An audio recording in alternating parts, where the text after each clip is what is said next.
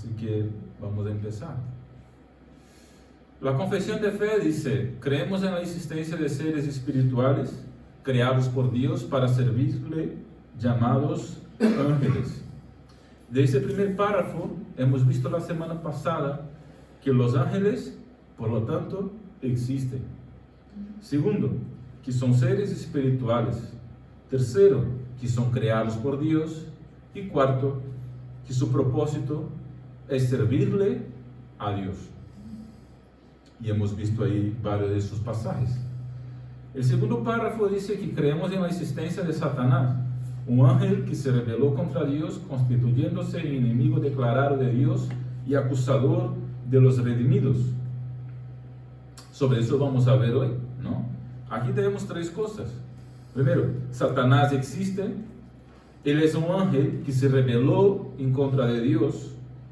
Él es enemigo de Dios y de los creyentes. Tercero, ¿verdad? Entonces hoy vamos a ver sobre este segundo párrafo. Y hay un tercero también y último que dice: creemos en la existencia de demonios, quienes siguiendo a Satanás están organizados en huestes celestiales de maldad, cuyo destino es el lago de fuego y azufre para condenación eterna. Vamos a ver también algo de ese tercer párrafo hoy. Aquí tenemos cuatro cosas. Los demonios existen, no solamente Satanás, sino que los demonios también existen. Segundo, que ellos siguieron a Satanás en su rebelión en contra de Dios. Tercero, que ellos tienen una organización de acuerdo a sus poderes. Y cuarto, su destino ya está sellado, por así decirlo. Están condenados, ¿no? Condenación eterna, que es el lago de fuego del infierno. Para hablar de este tema, ahí estamos utilizando pues varios autores, especialmente la teología sistemática de Louis Berkhoff y otros autores también y artículos, ¿no? Como he dicho la semana pasada, por lo tanto, hemos visto sobre la doctrina de los ángeles en la historia, desde el Antiguo Testamento al Nuevo Testamento y a lo largo de toda la historia hasta los días de hoy, ¿no? A ver, un resumen, porque no hay cómo cubrir toda la historia. Segundo, hemos visto sobre la existencia de los ángeles, sobre la naturaleza de los ángeles, sobre su número, su organización y el servicio que prestan los ángeles. Y hoy trataremos de Satanás y sus demonios y la batalla espiritual.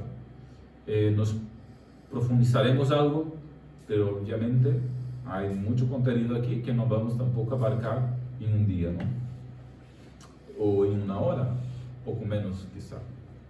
Así que, ¿qué te viene a la mente cuando piensas en Satanás y sus demonios? ¿Te viene algo a la mente?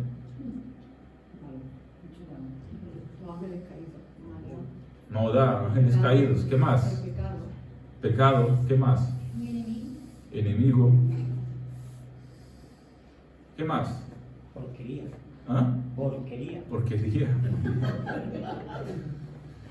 ¿Qué pensamos de lo que Dios tiene, por lo tanto, que decir sobre la existencia y la actividad de los demonios en las Escrituras? ¿Qué dice la palabra sobre los demonios, sobre Satanás? ¿Cuán en serio tomamos lo que dice, no solo en credo, sino también en hecho, lo que dice la Escritura sobre el enemigo y sus demonios? ¿Ya habéis pensado en esto? ¿Amén? ¿Significa que sí? Muy bien. ¿Cuánto influye funcionalmente tener una conciencia de la guerra espiritual en nuestra vida diaria? ¿Cómo afecta cómo oramos? ¿Cómo informa las formas en que vemos nuestras áreas de tentación? Crónicas mentales, dinámicas familiares, conflictos en la iglesia y demás. ¿Qué tipo de acción espiritual estratégica tomamos en respuesta a estas cosas? Es decir, a las acciones del enemigo en contra de nosotros. Entonces, estas son preguntas importantes, porque la forma en que pensamos sobre las fuerzas satánicas también determina de alguna forma cómo vivimos, ¿no? A ver, estamos todo el rato pensando en lo que está haciendo el enemigo, Satanás, los demonios. Ya sabéis, pues en 5 años hemos hablado entre una predicación y otra cuando surge el tema a partir de las Escrituras, porque los evangelios están llenos de acciones de Jesús en contra del enemigo, ¿no? O el enemigo intentando, como hemos visto por la mañana, el Satanás tentando a Jesús. Pero un estudio dedicado a eso, pues la primera vez, ¿no? Así que no estamos todo el rato buscando como un poco una psicosis, ¿no? O algo así. Preocupados con eso, pero a la vez es importante saberlo y conocer y también tratar del tema, ¿verdad? El diablo y sus demonios tuvieron un rol de alguna manera destacado en la vida, la enseñanza y los milagros de Jesús. Desde su tentación en el desierto al comienzo de su ministerio, Mateo capítulo 4, pues hoy por la mañana, por acaso, pues el pastor predicó sobre esto, no yo, sino el que vino de invitado, ¿no? Hasta los eventos que rodearon su crucifixión, en Juan 13, 27, por ejemplo, Satanás y sus fuerzas fueron una realidad siempre presente en el ministerio de Jesús. Vemos ahí la lucha constante del enemigo en contra de Jesús. Jesús enseñó que los demonios esclavizan activamente a las personas. Ejemplo, Lucas 13, 16. No vamos a leer todos los textos porque no nos da tiempo, pero podéis buscar y está ahí, ¿vale? Jesús enseñó entonces que los demonios esclavizan activamente a las personas, que buscan activamente ganar influencia sobre los líderes e instituciones religiosas. Juan 8:44. Se oponen activamente y buscan socavar y corromper la obra del Evangelio y el crecimiento y avance del reino de Dios, la iglesia de Cristo, por lo tanto. También Jesús enseñó que Satanás considera su influencia masiva en el mundo como su reino. Y cuando los discípulos más cercanos de Jesús describieron su ministerio milagroso, es decir, el ministerio milagroso de Jesús, dijeron que Jesús hizo el bien y sanó a todos los oprimidos por el diablo. Entonces, en la concepción de los evangelios, la gente oprimida que Jesús liberó, de hecho estaba oprimida por la acción del diablo. Eso significa que el diablo continúa actuando, el Satanás, el enemigo continúa actuando en la vida de aquellos que están en nuestra sociedad con la misma intención de aquel entonces, oprimir a las personas.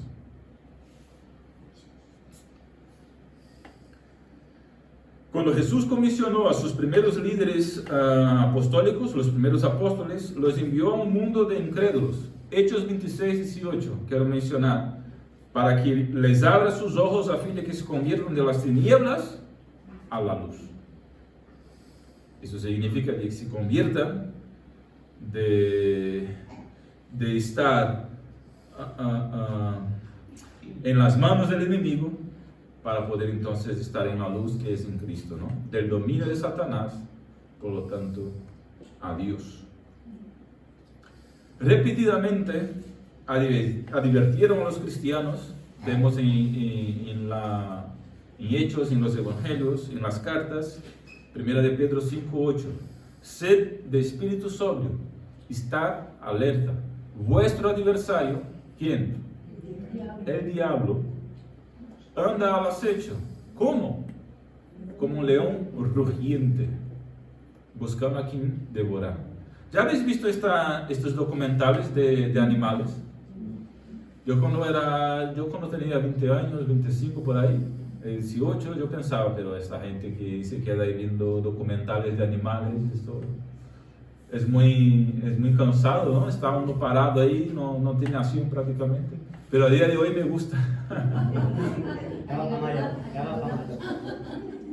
A día de hoy me gusta, ya he visto varios documentales de animales y es muy curioso como el león y en general los felinos pues atacan su presa, ¿verdad? Se quedan de hecho, como dice el texto, al acecho, alrededor, buscando el momento oportuno para atacar, ¿no? Y eso es como se nos describe la acción de Satanás. Está al acecho, es nuestro adversario, está buscando oportunidad, como un león rugiente, buscando a quien devorar. Eso significa que si alguno despistado va por ahí, puede ser cogido de momento. Porque los animales, por ejemplo, ¿no? ¿Cuáles son las presas más fáciles? Las que van descarriadas, las que van solas, las que están fuera del grupo, las débiles. Esto es, pues ya sabéis. Ya sabéis. Así que no queremos, como los discípulos no querían, ignorar los planes de Satanás. Dice 2 Corintios 2:11, que Satanás no tome ventaja sobre nosotros, pues no ignoramos sus planes, o sus designios en algunas versiones. Los discípulos no querían que la iglesia ignorara los planes de Satanás y él como nuestro enemigo y adversario que viene contra nuestra. Y nosotros tampoco queremos ignorar sus planes. Hay dos peligros al respecto de este tema. Primer peligro, dar demasiada importancia, como que dar demasiado énfasis y estar todo el rato pensando en eso. Y esto es un extremo. ¿Cuál es el otro peligro?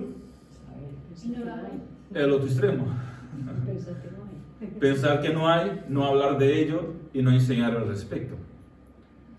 Pues mejor que nos quedemos más en medio y tengamos una postura y una actitud equilibrada respecto a eso. ¿Por qué? No estamos todo el rato pensando en sus planes, pero tampoco ignoramos sus planes porque no queremos que él tome ventaja sobre nosotros. ¿Estamos? Muy bien. Pues vamos a ello entonces. ¿Cuál es la origen de Satanás y sus demonios?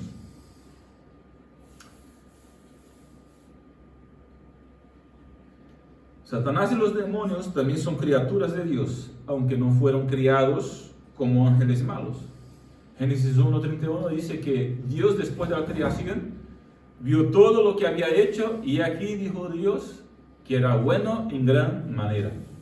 Entonces Dios creó todo de manera perfecta. Entonces, ¿cómo cayó Satanás? El pecado especial de Satanás o los demonios no ha sido revelado directamente a lo mejor, pero generalmente se ha pensado que consistió en que se exaltaron en contra de Dios y aspiraron a suprema autoridad. Lo que 1 Timoteo capítulo 3 versículo 6 dice, la condenación en que cayó el diablo. ¿Cuál fue? Envanecerse. Está hablando Pablo a Timoteo sobre los recién convertidos y dice una advertencia, ¿no? Cuidado, porque para que no, estos recién convertidos, pues cuidado para que no caigan, no se envanezcan y no caigan en la misma condenación del diablo, ¿no? Que es como exaltarse demasiado, envanecerse, orgullarse o enorgullecerse. Es que esta palabra confunde, ¿sabes? Pero ahora ya me acuerdo y digo enorgullecerse.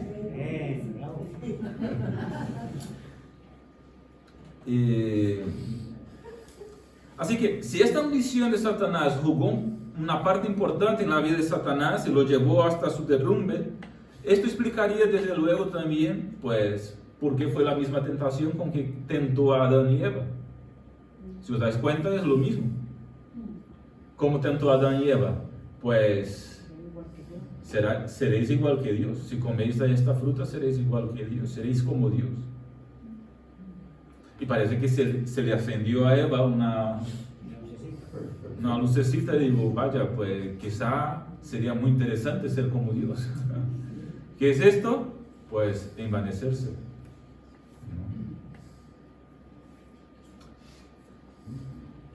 Así que Dios no creó a Satanás como Satanás. Es decir, Dios creó a Satanás como un ángel bueno, como Lucifer, un ángel de luz. De acuerdo a la Escritura, Satanás es el tentador, el adversario, el acusador del pueblo de Dios. Sin embargo, él no fue creado originalmente en esta condición, sino que fue creado de manera perfecta. Así que Satanás es lo que ahora es porque llegó a serlo y no porque fue creado así. Eso es importante de entenderlo. Satanás es lo que es a día de hoy, no porque fue creado de esta manera, sino porque llegó a ser así. Así que estamos en su origen. Por lo tanto, ahora quiero hablar sobre dos pasajes en específico que hablan del origen de Satanás, según creo yo y muchos otros estudiosos. Así que, ¿qué pasó con Satanás para que viniese a ser lo que es? Cayó en el pecado después de un tiempo de haber sido creado, pero ¿cómo cayó? ¿Cómo cayó Satanás? Se rebeló. ¿Cómo se rebeló? Queriendo ser como Dios.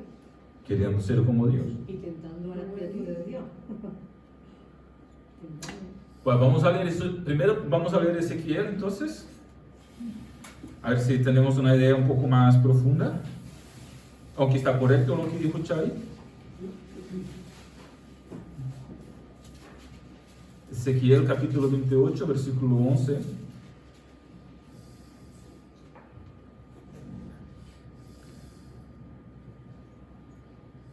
Aquí Ezequiel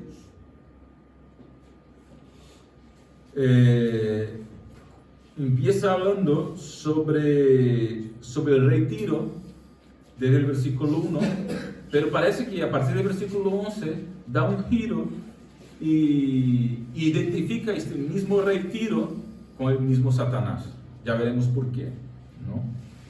Dice el versículo 11: vino a mí la palabra del Señor, hijo de hombre, entona lamentaciones sobre el rey de Tiro y dile, así ha dicho el Señor, tú eras el sello de la perfección, lleno de sabiduría y de perfecta hermosura. Ahí vemos que hasta el versículo 10 a lo mejor estaba hablando directamente sobre el rey Tiro de aquel entonces. Pero desde el versículo 11 parece que ahora Ezequiel está hablando pues no de Tiro, sino a referirse al rey Tiro, que era el rey de una nación pagana, pues lo está utilizando como apenas un símbolo de lo que ha sido Satanás, porque obviamente el rey Tiro no era el sello de la perfección divina, lleno de sabiduría y demás. Esto es otra criatura. Versículo 13: en Edén, en el huerto de Dios estuviste. Pues el rey Tiro no estaba en Edén. Entonces aquí vemos que está hablando de otra criatura. Así que se entiende en general que está hablando de Satanás, ¿vale? Del enemigo, del diablo. Dice, en Edén, en el huerto de Dios estuviste. De toda piedra preciosa era tu vestidura, de cornerina, topacio, jaspe, crisólito, berilo y ónice, de zafiro, carbunclo, esmeralda y oro. Los primores de tus tamboriles y flautas fueron preparados para ti en el día de tu creación. De aquí también se saca la idea de que a lo mejor Lucifer, como así se entiende que a lo mejor se llamaba al principio, pues tenía algo que ver con adoración.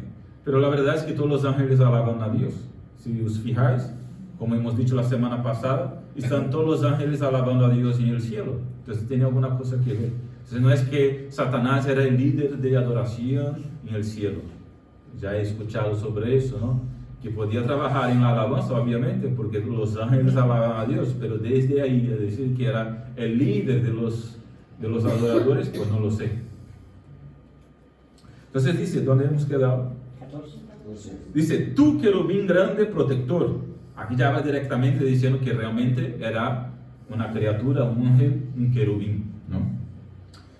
Yo te puse en el santo monte de Dios, allí estuviste en medio de las piedras de fuego, te paseabas, perfecto eras en todos tus caminos desde el día en que fuiste creado hasta que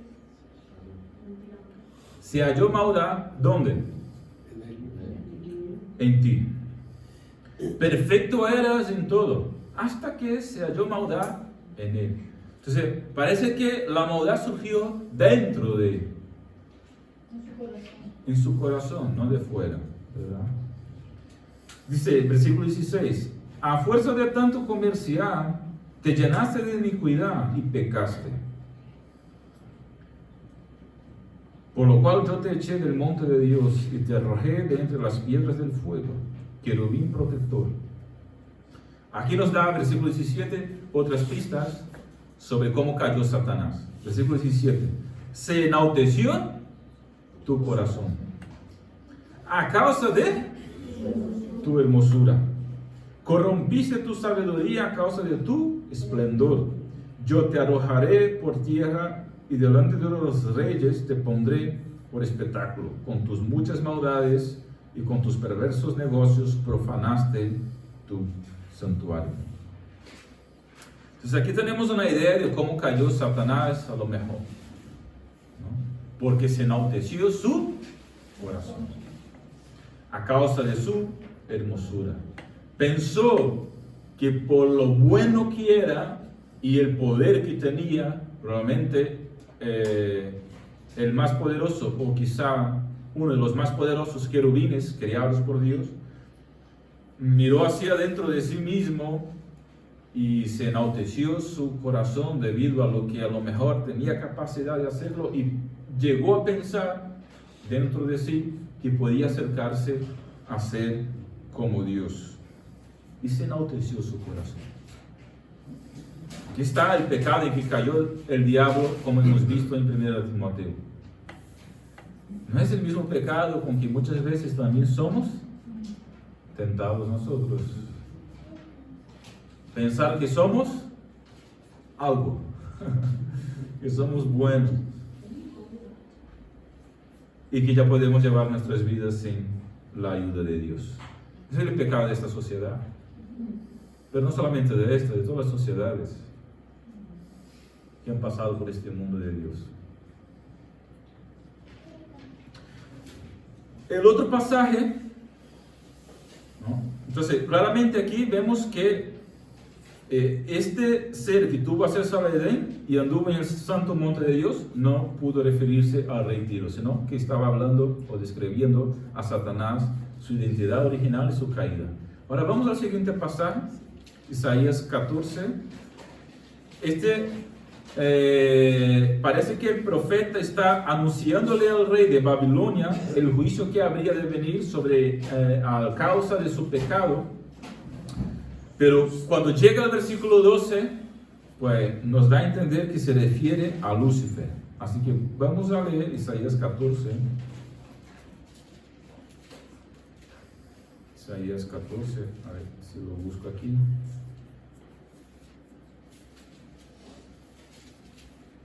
Yo tengo Isaías en mi Biblia.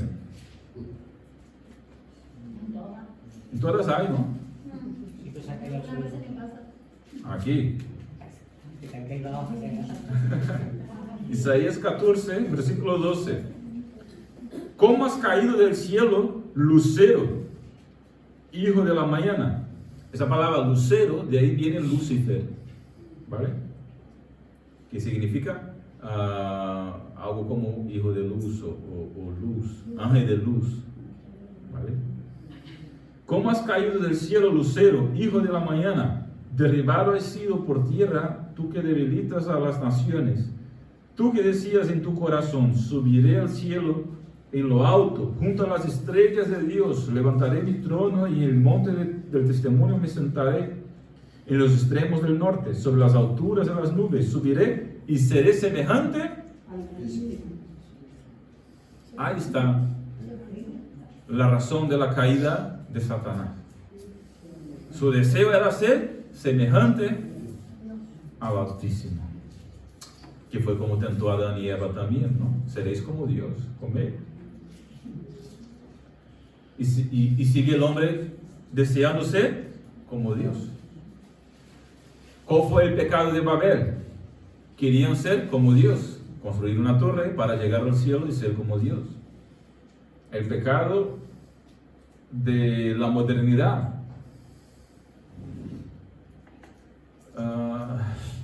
alcanzar lo máximo para depender solamente de sí mismo y no de nadie más. El hombre como el centro del universo, sin necesidad de Dios, el hombre Dios de sí mismo. Así que de estos dos pasajes, por lo tanto, podemos sacar ahí algunas conclusiones acerca de la identidad original de Satanás, su origen. Primero, Él fue uno de los ángeles que Dios creó cuando los cielos fueron creados, y su nombre pudo haber sido Lucifer. Segundo, fue creado perfecto, que en el original significa libre de pecado o de culpa. Tercero,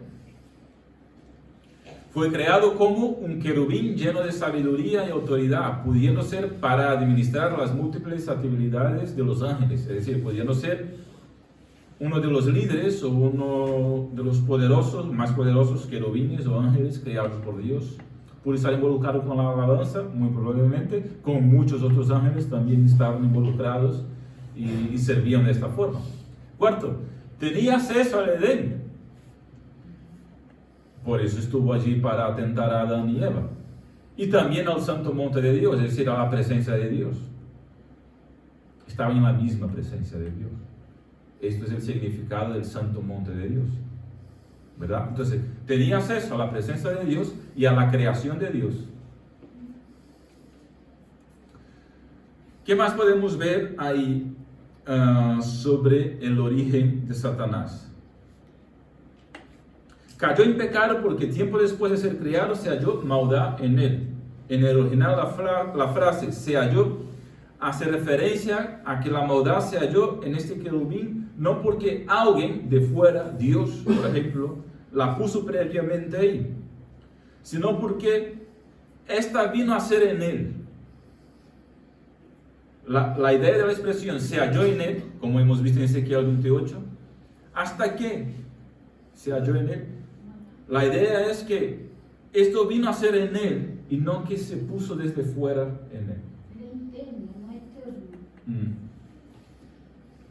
Así que esto sugiere que él no fue una víctima. Esto sugiere que él no fue una víctima, sino que él se convirtió en lo que ahora es por su propia voluntad. Quiso ser como el Altísimo. Ejerció, si es que podemos utilizar esa palabra, su libre o su oportunidad de tomar la decisión. ¿Vale? Entonces, ¿cómo cayó en pecado? Pues se mantuvo perfecto, libre de culpa, hasta que se halló iniquidad en él. No se ha mantenido en él, no se ha mantenido la verdad, porque no hay verdad en él, dice Juan 8:44. Se llenó de violencia y pecó de profano del monte de Dios, liderando una rebelión angelical contra Dios. En este momento que cae Satanás, arrastra por también libre y espontánea voluntad de los ángeles que le siguen, arrastra ahí una tercera parte, dice las escrituras, pues de los ángeles, que a día de hoy son llamados de demonios, pero igual son criaturas de Dios, ángeles malos, que para diferenciar, pues se llaman demonios. ¿No? ¿Qué más podemos ahí concluir también? Tercero, quiso usurpar y ser el Señor de la creación cósmica de Dios, como hemos visto en el versículo 13 de Isaías 14. Intentó subir a las alturas y ser por sí mismo semejante, igual a Dios Altísimo, Isaías 14:14. Por esa razón, Dios lo expulsó de su presencia y lo condenó a él y a sus seguidores. Ahora bien, viene la pregunta. A lo mejor ya la habéis hecho en vuestra cabeza o todavía no, pero yo la lanzo igual. ¿Para qué crió Dios este querubín con potencialidad y libertad de rebelarse en contra de Dios y los cielos?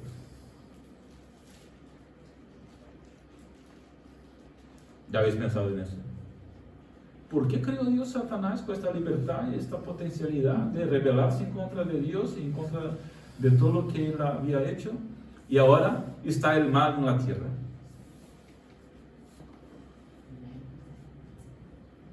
¿Por qué? ¿Alguna idea? Para manifestar su amor. Para manifestar su amor, muy bien. Está bien, buena respuesta. Manifestar amor, su gloria, su misericordia. Sí, sí, tenemos. Por ahí van los tiros. Por ahí van los tiros, ¿no? Es una pregunta compleja. Pero Vamos. cuando lo creó, él ya sabía, Dios es presciente, sabe de todo. ya sabía lo que iba a hacer, por lo que lo llevó con un propósito. Dios nunca hace algo sin propósito, seguramente. ¿Ya? Porque Es que entonces, ¿quién iba a hablar? Porque, Ahí va. porque tiene omnisciencia, por lo tanto sabe de todo antes de que todo ocurra en la eternidad. Así que en su soberanía tiene todo controlado, ¿verdad? Ahora bien, con esto no quiero decir que sea fácil de explicar y que no sea una cuestión compleja, ¿vale? Pero la verdad es la verdad.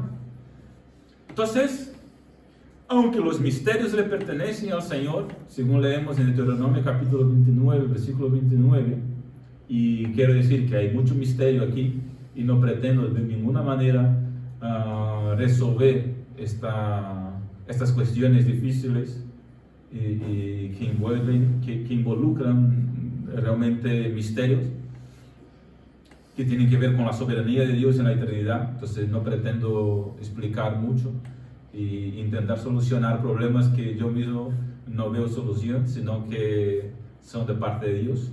Pero a nosotros se nos ha dado a entender que Dios todo lo hace para su propia gloria. Entonces, algún propósito habrá. Por esto, en el plan de salvación que Dios planificó inclusive antes de la creación de Satanás, dice Efesios capítulo 1, versículo 4, que Jesucristo fue sacrificado antes de la fundación del mundo, en la eternidad. Entonces, antes mismo de crear Satanás, la Trinidad, el mismo Dios, ya tenía un plan o un propósito y ya tenía claro que Jesús iba a ser crucificado para salvar a pecadores. Así que de alguna manera soberana, vaya redundancia, Él determinó soberanamente glorificarse a sí mismo mediante su propia respuesta previamente establecida ante la caída del diablo y sus consecuencias en la tierra. Pastor, no me convence mucho, pues lo siento. No es que tenga que realmente convencerte de esto, porque como he dicho, pues son ideas, porque hay misterio ahí también por detrás. Pero yo creo mucho en esto, ¿vale? Creo mucho en esto. Como dice Romanos 5:21, para que así como reinó el pecado para muerte, así también la gracia reine por la justicia para vida eterna mediante Jesús, el Mesías, Señor nuestro. Dios se glorifica derramando su ira justa sobre pecadores y demonios, pero también lo hace aplicando su gracia salvadora sobre los hombres que se arrepienten, perdonándolos de sus pecados y limpiándolos de toda maldad por medio de Jesucristo, Dios Salvador. Entonces, de alguna forma, la permisión para el mal permite el sacrificio de Cristo o hace necesario el sacrificio de Cristo, medio por lo cual Él vino a ser glorificado aún más. Al demostrar, como dijo Alberto, su amor por nosotros. Que de otra manera, a lo mejor, y esto es una especulación, que de otra manera, a lo mejor no podría demostrar, sino muriendo porque no merecía pecadores. Así que por esto afirmamos que todo ha sido y es y siempre será, ¿para qué? Una vez más. Romanos 11:36. Porque de Él, por Él y para Él son todas las cosas. Gloria pues a Él. Amén. Así que, dentro de ese contexto, hasta el diablo sirve a la gloria de Dios. Y el mal que Él produce es un mal y sufrimos por ello, pero dentro del plan más grande, nosotros nosotros solo vemos aquí, ¿vale? Y sufrimos aquí, y nuestro sufrimiento es legítimo, y sufrimos, el hombre en general. Pero dentro del plan macro, que nosotros no podemos ver, Dios está siendo glorificado de una manera que a lo mejor no entendemos en este momento, pero cuando lleguemos allí, todo estará claro. ¿Estamos? Esto sí es bastante profundo ahora. Hasta aquí, llegamos aquí y esto es bastante profundo y complejo. Vamos al siguiente punto, que ya he hablado mucho del primer punto y mejor nos quedamos ahí. Segundo, la naturaleza y la actividad de Satanás. Satanás aparece en la escritura como el jefe reconocido de los ángeles caídos, los demonios. Fue originalmente, según parece, uno de los más poderosos príncipes del mundo angelical. Se convirtió en un guía de los que se rebelaron y cayeron de la comunión con Dios. Así que cuando hablamos de Satanás, por lo tanto, especialmente su actividad, estamos hablando de Satanás y los demonios. ¿Vale? Su actividad en el mundo, pues hablamos de Satanás y hablamos de los demonios. Cuando Juan 10:10 Jesús dice que el enemigo viene a robar, matar y destruir, significa que Satanás vino a esto y sus demonios también. Esto es lo que quiero decir, ¿no? El nombre Satanás, ¿qué significa? El nombre Satanás lo señala como el adversario. Satanás significa adversario. Por eso a lo mejor no tenía ese nombre al principio, sino que era Lucifer, que tiene que ver con luz. Y tiene más sentido, ¿no? Vino a ser Satanás desde que se rebeló, ¿no? Y ahí se ha vuelto adversario, por lo tanto. Eso es lo que significa Satanás.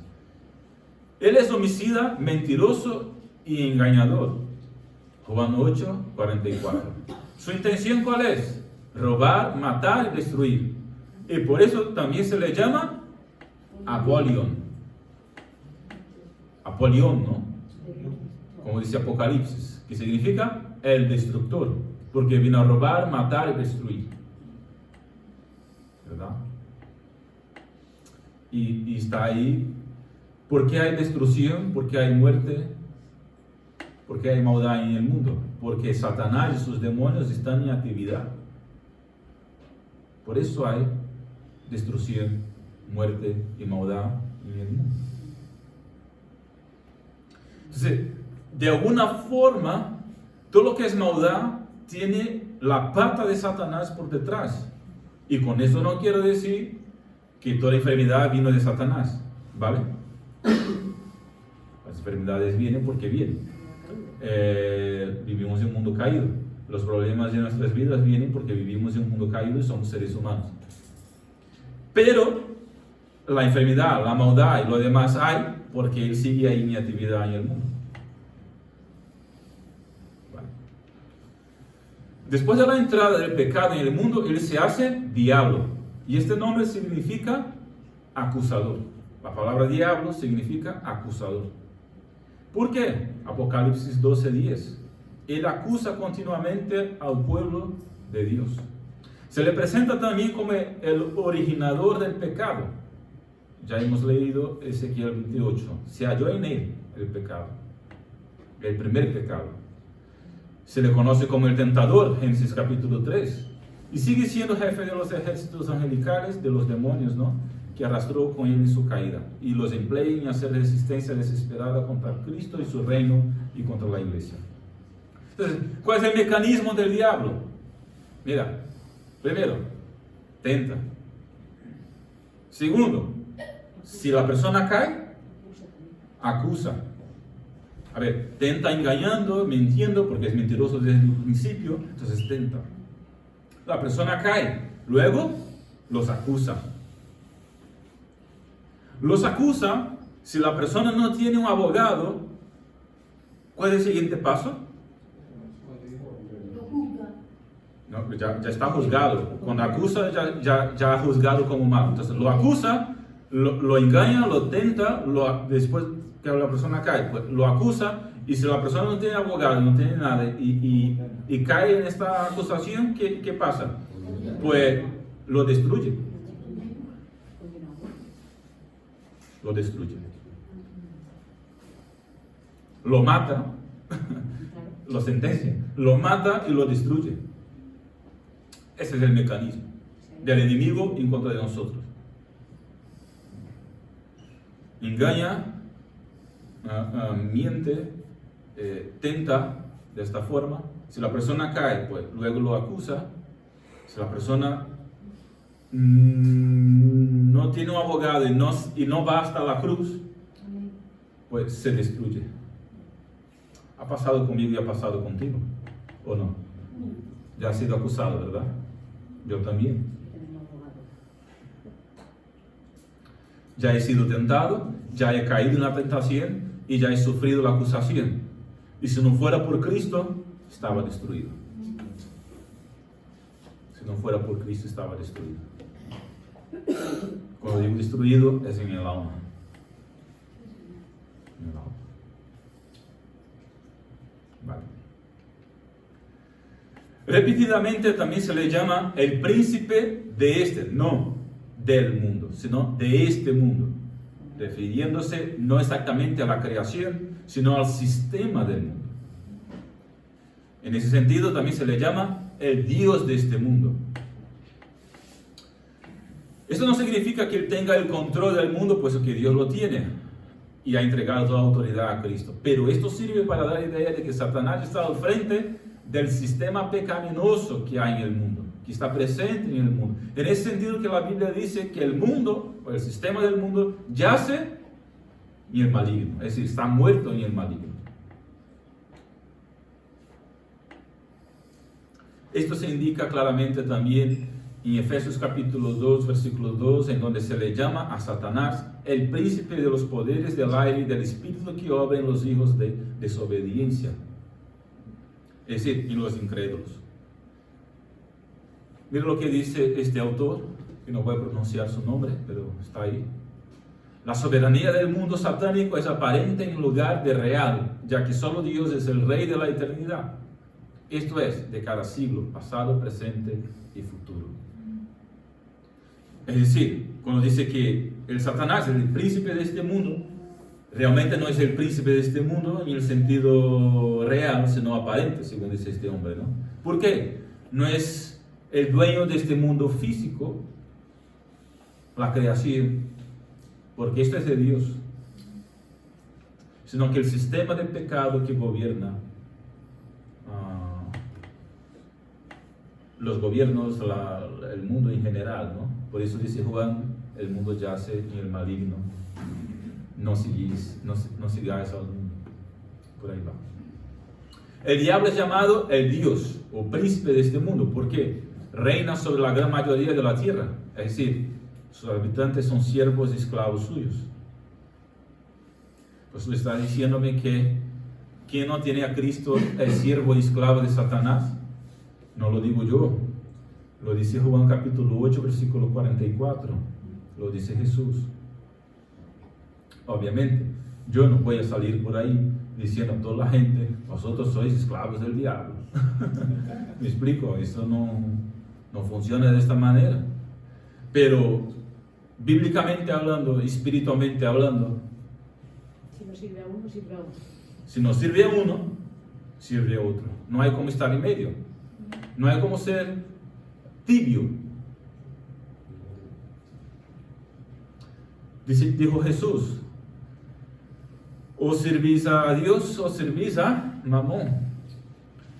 Solo hay dos señores. Como solo hay dos caminos, como solo hay dos puertas. Si no estamos por uno, estamos por otro. Por lo tanto, si uno no es esclavo de Dios, es esclavo del pecado, es esclavo del diablo. ¿Estamos? Hay un significado real e importante en el cual Satanás gobierna este mundo. No hay un sentido final, porque del Señor es la tierra y su plenitud, como dice Salmo 24, versículo 1. Pero Jesús no contendió por el reclamo de Satanás de gobernar sobre este presente siglo, en la tentación de Lucas capítulo 4 y Mateo capítulo 4. Porque hay un sentido en el cual, como estaba diciendo, Satanás es el gobernador, quizá por elección popular, de esta era, y que el mundo por lo tanto yace en maligno. Una mala interpretación de estos textos que hemos estado mencionando sobre esa cuestión del príncipe de este mundo pueden promover un entendimiento dual de Dios y Satanás como siendo oponentes equivalentes. Como si, ¿ya habéis visto estas imágenes? Que viene Dios de un lado, el diablo del otro, y parece que están haciendo fuerza. Como que hay un ángel blanco de aquí y otro rojo de aquí, ¿no? Y están los dos en pie de igualdad. Esto es mentira. Eso no es verdad. Dios y el diablo no son oponentes equivalentes. En ninguna forma Satanás es el opuesto de Dios. Y de ninguna manera puede hacerle frente a él. Satanás y los demás demonios en escala menor que él, obviamente, es sobrehumano, pero no es divino, es una criatura. Tiene gran poder, pero no es omnipotente. Sabe de muchas cosas, pero no es omnisciente. Está presente por sus demonios en muchos lugares, pero no es omnipresente. Ejerce influencia en grande a la vez pero a la vez en restringida escala, porque Dios lo limita. Lo limita, como en Job. Y obviamente él ya está destinado, en ese sentido condenado, a ser arrojado en el abismo, en condenación y sufrimiento eterno. Entonces, como dice Juan Calvino, no lo cito mucho porque no quiero dar a entender que soy su seguidor, aunque ha escrito muchas cosas buenas. Dice: el diablo es llamado el Dios de este siglo en la misma manera en que Baal fue llamado el Dios de aquellos que lo adoraron. ¿Se puede entender la cita, no? El diablo es llamado el Dios de este siglo en la misma manera en que Baal fue llamado el Dios de aquellos que lo adoraban. Es decir, es el Dios de este siglo para aquellos que le siguen. Es decir, hay dos señores. Entonces, para quienes le siguen, pues es su Señor. Pero realmente no es Señor de nada, porque no reina ni siquiera en el infierno. Adiós. Adiós. Muy bien, pues lo haces bien. Ya no tardamos mucho. Bueno, vamos normalmente hasta las 8:30. Y todavía tengo estudio para rato. ¿Vale? Tenéis que soportarme. No, hombre, terminaremos a la hora. Para engañar a la gente, Satanás es capaz de transformarse en ángel de luz, dice 2 Corintios 11:14. Según Tesalonicenses 2, versículo 9, con falsos milagros, señales y maravillas, Satanás emplea sus esquemas malignos para engañar a los que se pierden. Así que ni todo milagro es de Dios, cuidado. Porque aunque tenga poder menor, tiene poder. La gente ve una cosa a lo mejor sobrenatural y piensa: wow, eso es de Dios, pero ojo, cuidado, ni siempre. Está al acecho, como hemos visto en 1 Pedro 5:8, y como el Dios de esta era tiene poder para cegar las mentes de los incrédulos. Así que el contraste es sorprendente. Los predicadores intentan disipar las tinieblas de este mundo con la luz del Evangelio de Cristo.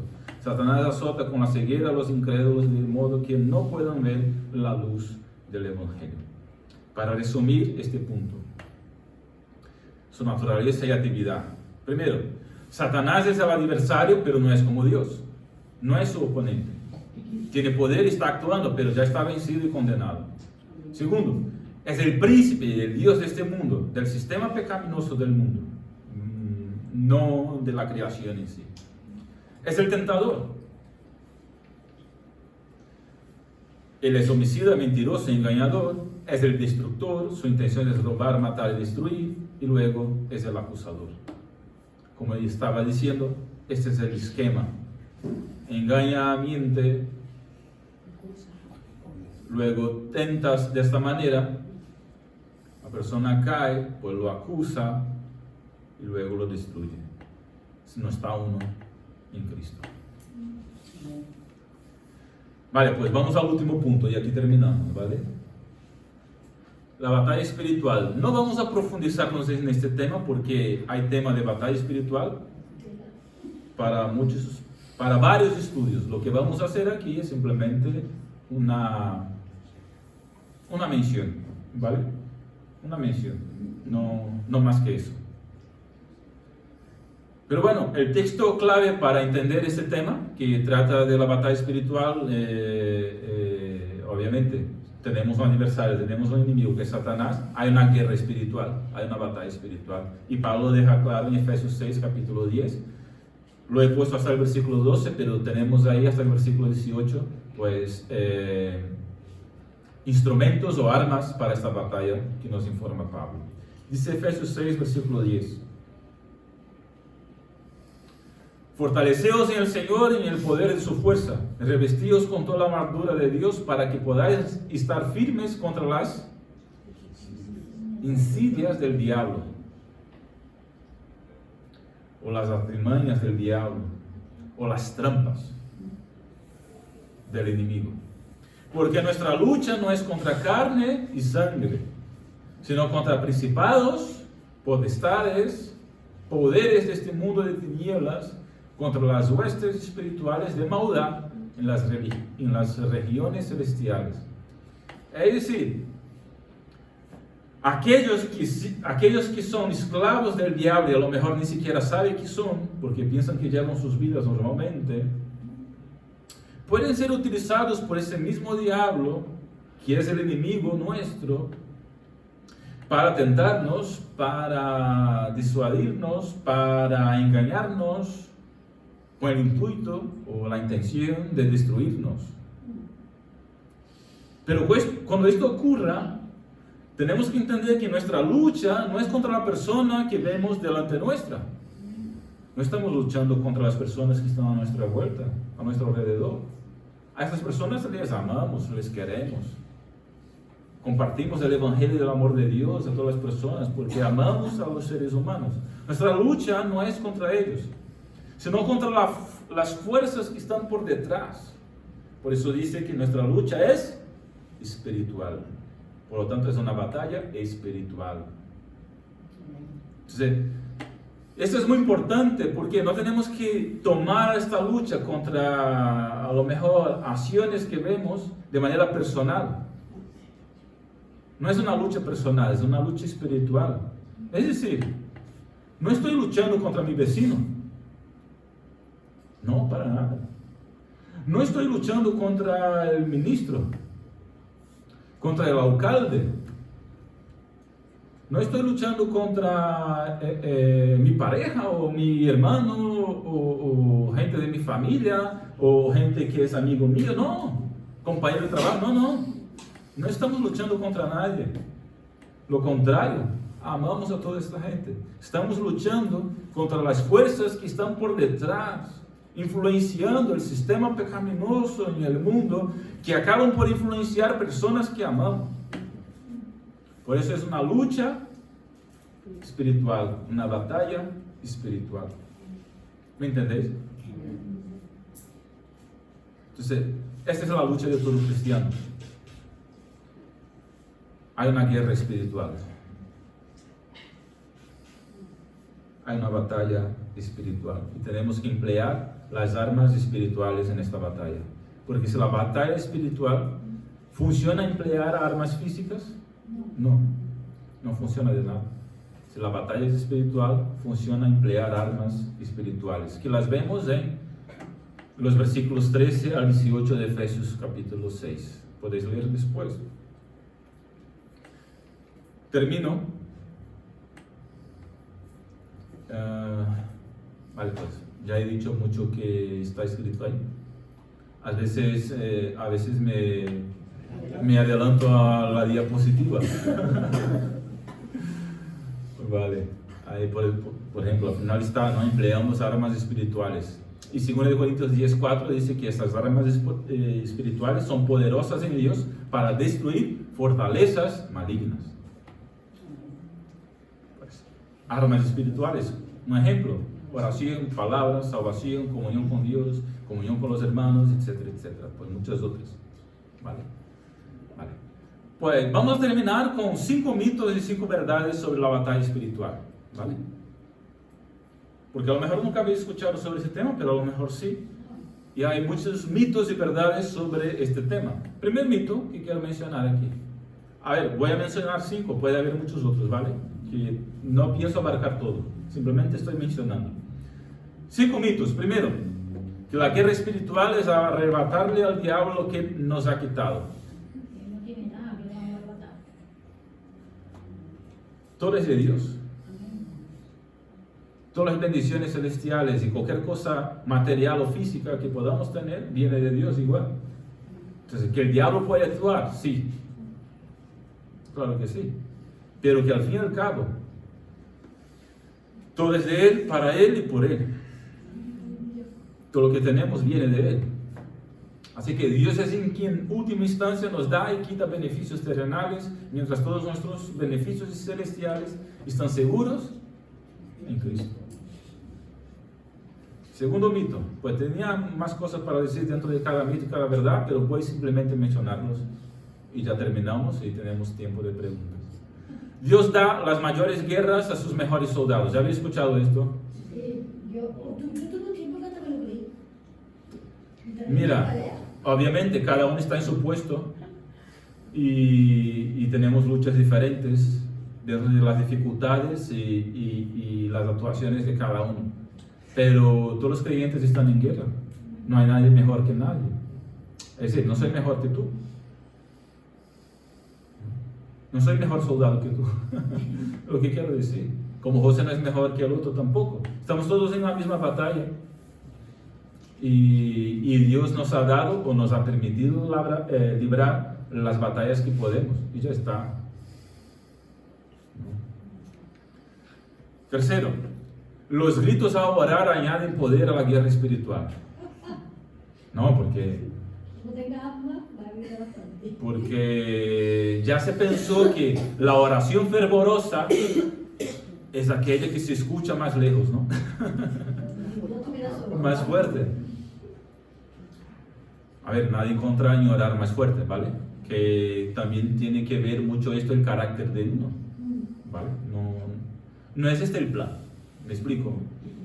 Es decir, el problema no es orar bajito o orar alto, orar fuerte. No, uno puede orar como quiera, el Señor le escuchará.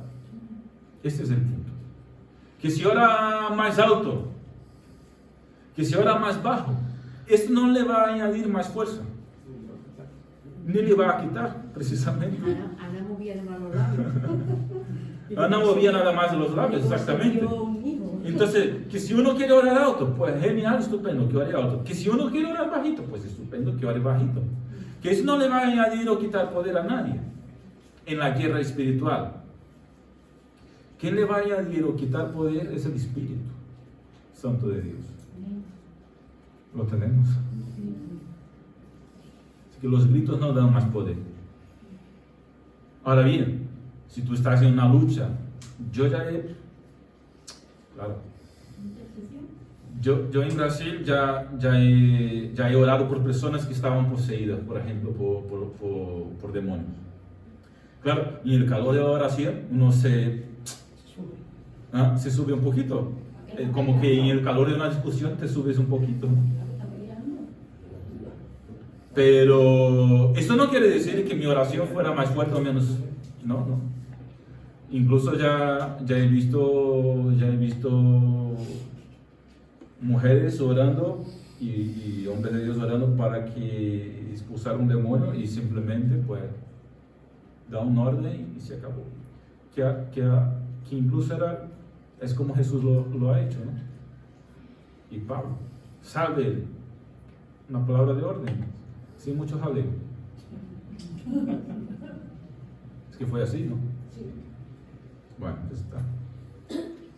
Lo tenéis entendido. Mito 4. Orar en lenguas hace más efectiva nuestra guerra espiritual. Que está bien orar en lenguas, que ya hemos dicho sobre los dones aquí, ¿vale?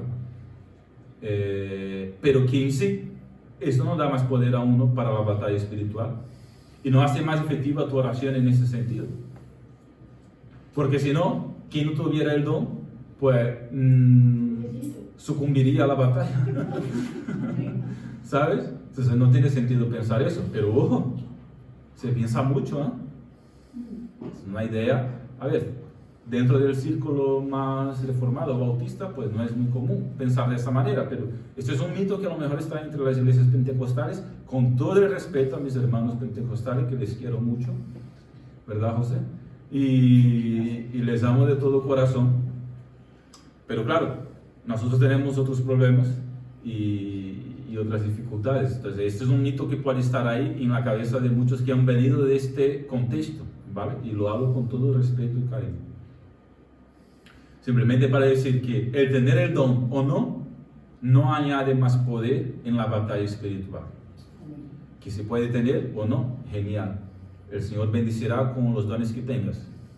Y los dones que no tengas, pues igual te capacitará a la batalla espiritual. Así que la oración en el Espíritu es la oración guiada, sostenida y fortalecida por el Espíritu.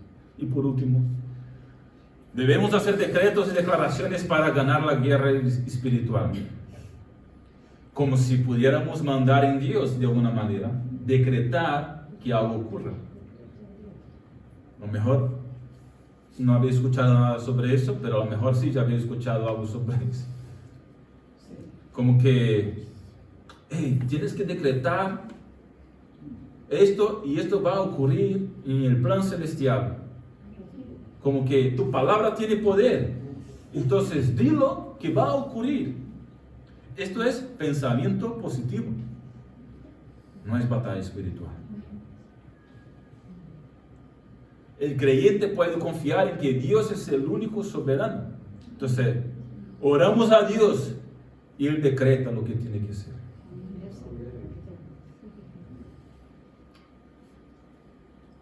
Terminamos. ¿Alguna pregunta? Pues sí, ¿qué orar en lengua? ¿Qué es orar en lenguas, José? Es que orar en lengua es un don que te da Dios, ¿vale? Donde se puede dar revelación de algo, pero tiene que haber un intérprete. También, un intérprete que diga lo que esa lengua está hablando. Bueno, ¿Vale? También a nivel personal puedes estar orando y dicen las palabras que son espirituales, ¿vale? Que solamente las entiende tu idioma. entonces, Angelicales. las lenguas serían ahí lenguas angelicales, no entendibles al ser humano. Es decir, un idioma que no existe. Entonces, en Corintios y otros textos bíblicos se menciona que algunos oraban en lenguas, en el sentido de lenguas no comprensibles. Como que esto fuera un don de Dios para dar a algunas personas para edificación personal de uno, ¿no? Y crecimiento personal de uno. Y lo que dice José, ¿no? Se estaba utilizando estos dones, estas lenguas en medio de un culto en la iglesia y estaban hablando y la gente no entendía muy bien lo que se decía porque no había ningún intérprete. Entonces, esto es orar en lenguas. En general, hay mucho más cosas, pero en general sería eso, ¿no?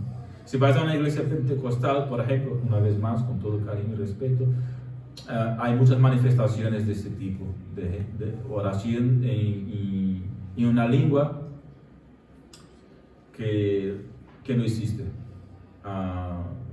dentro de los idiomas que conocemos. Sería una lengua angelical, según se conoce o según se dice. Aquí no hay porque entendemos, es decir, en nuestra iglesia no hay ese tipo de manifestación porque entendemos que esto es, si alguien tiene este don, esto debe ser ejercido en el plan privado, en su casa, en su oración personal y demás. Y si en algún momento alguien lo dice aquí, pues tiene que haber un intérprete. Y si no hay, pues yo mismo me encargo de decirle a la persona para callarse.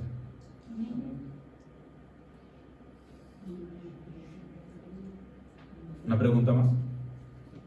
Bueno, yo quería, el diablo se enalteció, ¿verdad? Y busca la adoración que se le tiene a Dios, la quiere para él, ¿no? Es lo que va buscando, el diablo. Sí.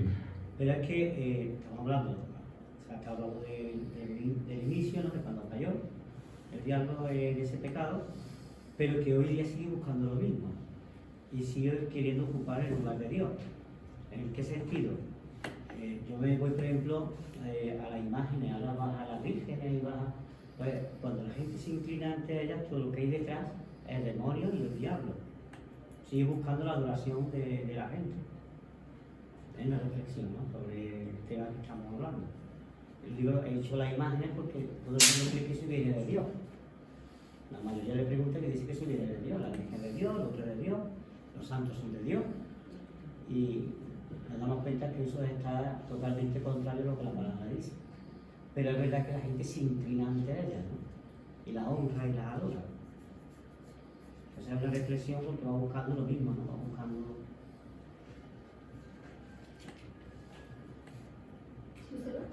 ¿Qué más? También yo llevo un tiempo dándome cuenta, ¿no?, que Satanás está ahí, sabemos que está, pero que nuestra concupiscencia también está. Y a veces queremos, como no hay niños, pues ponemos a Satanás por delante.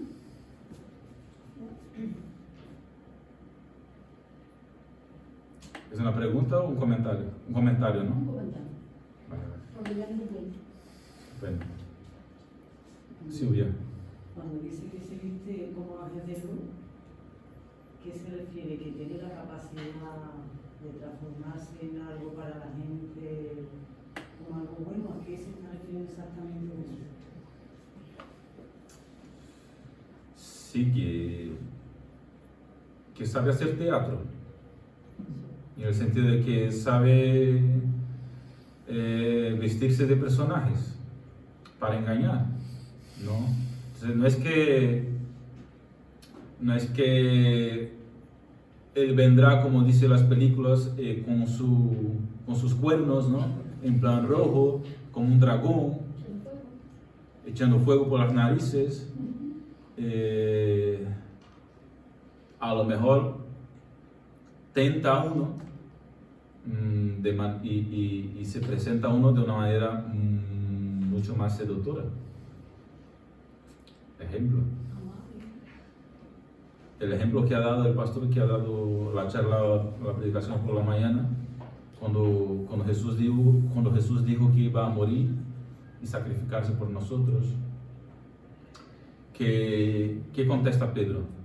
Dice Pedro, no, de ninguna manera te dejaré hacer esto. ¿Qué dijo Jesús? En aquel momento se vistió de ángel de luz Satanás en la boca de Pedro, haciendo una comparación, ¿no? Una explicación. ¿Por qué? Dijo Jesús, en este momento tú eres mi enemigo, Satanás. La palabra Satanás significa adversario, enemigo. Entonces lo que está diciendo Jesús a Pedro es, pasa de mí, Satanás. Está siendo mi enemigo. Pero era su amigo, pero estaba en una lucha espiritual, ¿sabes? Entonces una palabra dura a Pedro. No, con esto no quiero decir que tengamos que salir de ahí diciendo a la gente que nos da una palabra que a lo mejor no está buena, tú eres mi adversario, ¿no? Jesús sabía lo que estaba diciendo a Pedro y en aquel momento era necesario, ¿no? Y Pedro lo entendió. Pero Satanás estaba intentando engañar. Es que, ¿Me explico? sí. Entonces a lo mejor estás pensando que cuando dice el texto que se viste de ángel de luz es porque a lo mejor se presenta en una revelación espiritual como disfrazado de esto, de un ángel mismo, como pensamos que es un ángel, ¿no? Con su aureola, ¿cómo se dice esto? Su aureola y Pelo rubio, su pelo rubio y demás. azules. No está hablando, yo creo que no está hablando exactamente de esto, aunque puede ser. Pero creo que más bien se refiere a que hace de todo para engañarnos. Es que mi pregunta es, sobre todo, he tenido así alguna persona que he conocido, no sé si la palabra puede hablar algo referente a esto, cuando dice el Señor que tú mueres vas directamente, ¿vale? En la presencia de Dios, que no te queda aquí navegando ni nada. Y dicen muchos, pues he visto a mi padre, mi abuela o a quien sea, ¿no? Entonces no sé si es que eso es una alucinación o realmente hablar una palabra de que puede presentarse, puede transformarse, eso me pregunta. ¿Realmente eso? ¿Dice algo la palabra? Yo pienso que sí. Yo pienso que sí puede. De hecho, cuando... No pienso que el texto del ángel de luz se refiere a esto, ¿vale? Pero pienso, por otro lado, que esto puede ocurrir también. Cuando fue Saúl a ver la pitonisa y dijo que vio a Samuel, en su cabeza era Samuel, pero para nada era Samuel. Lo que vio, a lo mejor tenía la apariencia de Samuel, yo qué sé, pero fue engañado. Y el diablo vino a engañar, es un engañador. Entonces él le engañó. Que cómo tenía la apariencia, que cómo era, no lo sé, pero le engañó. Y es lo que hace hoy día, con mucha gente que ya ha escuchado igual, que ha visto no sé qué, no sé cuánto, pero en realidad lo que ha visto, si fue una alucinación, si fue una visión real, que fue lo que fuera, no fue la persona en realidad. Porque obviamente los que mueren aquí van directamente al cielo y al infierno y no hay contacto entre los muertos y los vivos. Entonces, lo que fuera que la gente viera,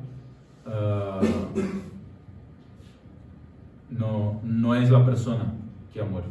Quizá también el dolor de la persona lo hace como autosugestionarse y ver cosas. También creo que sí, puede ser. También creo que sí, puede ser. Está uno muy vulnerable, ¿no? Ahora bien, eso es diferente de soñar también, ¿no? Que a lo mejor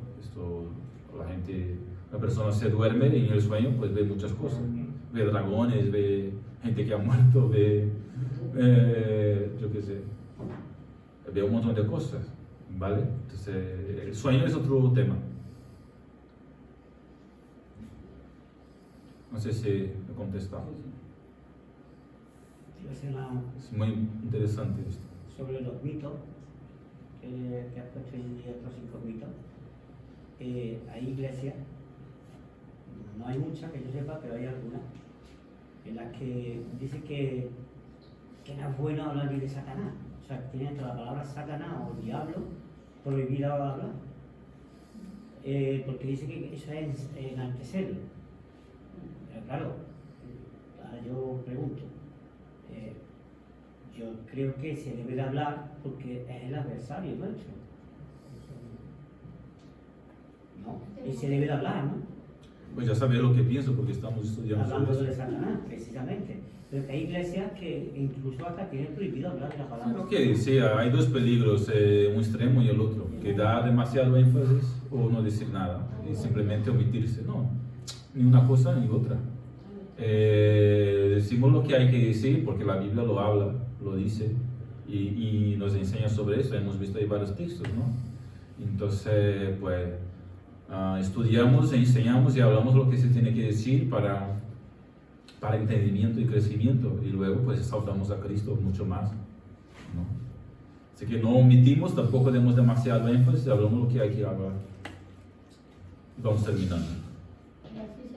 Sí. Es un comentario que me impactó mucho en el retiro de mujeres que nos dio Lidia, la hermana Lidia, que nos estuvo hablando pues, de Pablo y de la batalla, cómo hay que ir a la batalla espiritual. Y me impactó mucho porque ella decía, es que a veces, no, como era una reunión de mujeres, pues hablaba en femenino, ¿no? Tenemos que estar preparados para cuando vamos en grupo y en pijama a una batalla espiritual, porque la van a perder seguro. Entonces, eso me hizo a mí recapacitar bastante, porque el enemigo trata incluso que no ore, que no vaya a la palabra, que no vaya, pero es que luego, cuando viene el problema, no puedes con él. Y Sí. me impactó mucho cuando dijo, es que no podemos ir a una guerra en pijama, tenemos que ir por la armadura de Cristo. Claro, con las armas espirituales. Bueno, a la pregunta, ¿ignoramos a Satanás y sus designios? Que dice 2 Corintios 2:11. ¿Cómo queremos contestar? No ignoramos. No ignoramos. Estamos pendientes de ello y preparados en Cristo para luchar y vencer. Amén. Amén. Amén. Nos ponemos en pie y oramos para terminar. Hermano Nelson, ¿quieres pasar aquí y orar?